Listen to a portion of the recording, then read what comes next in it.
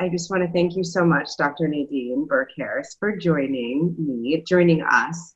For Mhm. those of you who don't know who the extraordinary Dr. Nadine Burke Harris is, she's an amazing pediatrician and also the Yes. first current Surgeon General for the state of California.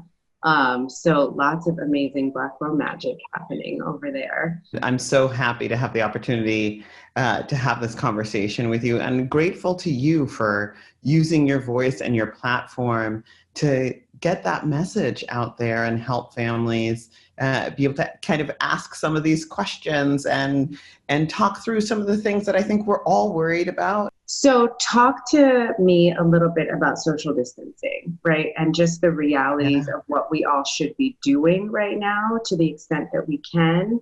Talk to me about the why and the how. That is currently the most powerful tool that we have to fight the spread of this virus. And it's the power that each and every one of us has. Will you just talk about kind of those of us who are more vulnerable than others that we're extra Mhm. sure to protect certain members of our society? So it's older folks over 65, and then also folks with chronic diseases or who have a compromised immune system. And you don't know who has a compromised immune system. That's right. You don't know if the person standing, you know, 12 feet away from you in the grocery store might be on some medication that's lowering their immune system, or may have diabetes, or may have chronic lung disease. But for that person, it could mean the difference between whether or not they're there for their family, for their kid's next birthday, for everything. And so it's really important. This is what we do for each other. So when you talk about these changes, these really huge lifestyle changes that we all need to make in order to take care of each other, how long do you think we're going to have to be making these changes for? That's a big question that keeps coming. Hmm. What I'll say is right now, and to be 100% honest, I have to tell you, I don't know how long it's going to Yeah, be. yeah. And what we do know is that the more effectively we do social distancing now, the shorter that time is going to be, Mm, right? mm. So that answer of how long it's going to be, in large part, depends on our friends and our neighbors. So I think that's a little bit of what's challenging from a mental health perspective, from a managing anxiety and stress perspective. Like, Mm-hmm. there's a lot about the situation where the answer is we don't know. How do we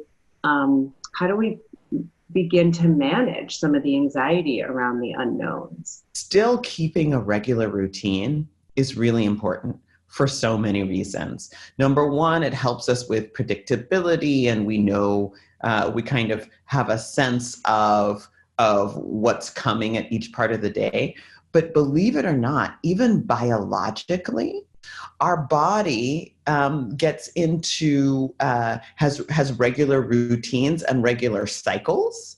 For example, release of cortisol, right? Cortisol is one of the stress hormones that we're all feeling a fair amount of right now. And the more regular our sleep patterns are, right, in terms of going to bed and waking up at the same time each day, that also helps to regulate our cortisol patterns and how they're released during the day. So it really helps our body to be able to biologically manage stress better. And it's important to help your body manage stress at this time because stress impacts your immune system. One of the text or Instagram questions I got was, how do we help children to cope with anxiety and fear? And I know that's a big one Mhm. for parents right now. Being, as honest as we can, recognizing, hey, there's some things that we know and some things that we don't know. And you know what? I know it can be hard not to know. It's hard not to know when you're going to be able to go back to school, That's the big right? question. When is school going to open? We Yeah. don't know. Yeah, that's really hard. And acknowledging that and then making meaning of it, right? And saying, Mm, you know what?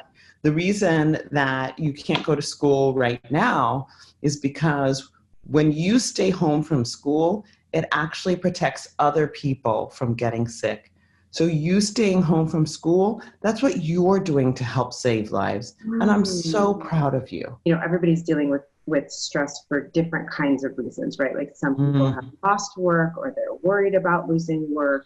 Some people are dealing with the stress of being first responders. Some of us are dealing with the stress of having friends and family members who aren't taking this seriously enough. Like, how do we find the right safe spaces to be dealing with some of this stress? Right now, when we're all feeling so much stress, possibly more important than ever to be making sure that we are taking care of our mental health and being really proactive about getting that care. We also want to recognize that mental health care is healthcare, right? Mental health is an essential service. So for a lot of folks who are feeling that economic stress, and for those of us who are worried for our friends and family who may have been laid off, if we see resources that are concrete and helpful, right? Sending those along, like, hey, here in California, our governor waived the 1-week waiting period for unemployment insurance. Hey, did you see this? You can connect and get benefits sooner rather than later, right? Things like that are really concrete and helpful, as opposed just to the rumination. When you see positive activity on social media around, like, call your congressperson about this action, like taking action to protect people who don't have paid sick days, or like really like taking action to feel like you can be part of the solution. Not only is it important for folks to take action to stand up for the things that they believe in, but it actually, the research shows that when we do something kind or helpful for someone else, that actually releases hormones that fight the stress response in our bodies. Make a donation to a nonprofit or advocate for the policies that you believe in, that you think will help your friends and neighbors. All of those things also can help us to feel a little bit less powerless. And it also, helps the greater good. So a big thing, believe it or not, that people have been asking me is this affecting Black people? So I want to address that and make sure that we know that nobody is immune. Sure. It is affecting Black people. It's affecting, it's affecting everyone. There's no racial or ethnic group that is spared. I mean, even when we look at the number of countries around the world that are impacted, right? Like this is all of us. Yeah. I want to thank Global Citizen and World Health Organization for putting this time together and all that they're doing with the Together at Home series. I pray for the continued health and wellness for you and your loved ones. And I can't wait to be able to see you in person one day when this is all past, God willing, and be able to celebrate together. So yeah. Thank you. Yeah. Thank you, my dear. Thank you. And keep doing what you're doing. Likewise. Yeah. Likewise. Yeah. Rooting for you. So proud of you. So grateful for you and your service. Thanks. Bye.